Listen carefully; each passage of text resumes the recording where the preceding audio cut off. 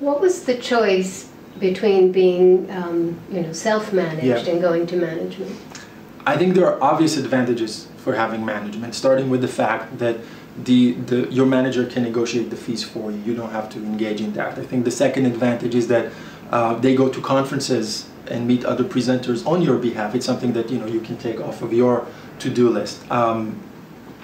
What else? I think the biggest advantage is that you can spend your time practicing and rehearsing and creating art, and they spend the time marketing what you're doing. So that division of labor, I think, is really wonderful. Also, sometimes presenters like to deal with an objective entity. They don't like dealing directly with the artist. It makes them feel uncomfortable, especially talking about money. So in that respect, it's really wonderful to have management. But obviously, we didn't start off with management. We did a lot of it ourselves, and the obvious advantages in that is that we can decide how much flexibility we're going to have about dates, about the fees, deciding what the presenter is going to see in terms of our materials. And I think it's natural that we would be the most excited and most passionate about the concept. So obviously that's an advantage.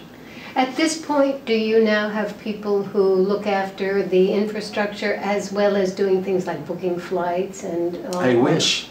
I wish, but no. At this point, it's basically Moran and myself are working as the spearhead of the whole organization, and we do everything from stage managing to flight booking. All of it is on us.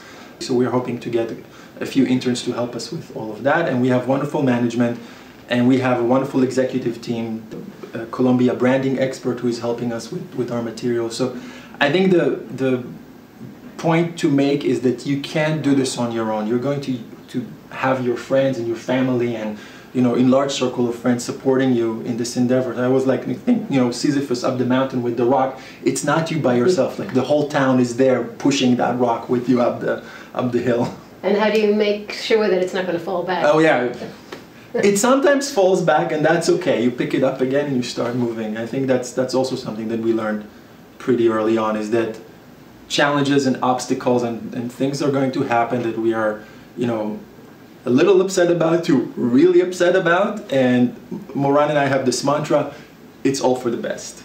And even when one of us gets really angry, the other one goes, it's all for the best.